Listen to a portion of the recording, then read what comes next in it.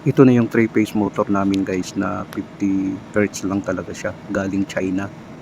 Hindi siya 50 to 60 Hz kundi 50 Hz lang talaga siya. Ito na yung pinag-testingan namin, sinubukan namin ng engineer dito na ikabit siya.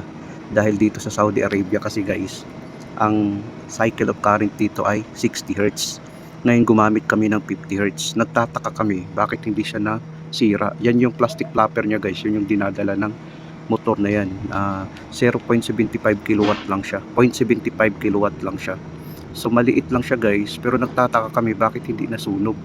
Sobrang isang buwan na rin kasi yan simula nung kinabit ko, hanggang ngayon hindi man siya nagkakaproblema. Umiinit siya pero yung init niya normal lang. Sa libro kasi guys talagang ano talaga hindi naman talaga accurate na ilagay ang 50 Hz pag 60 Hz ang gamit sa country, sa lugar na pinagamitan ng motor. Dapat sana 50 to 60 Hz ang dapat gamitin.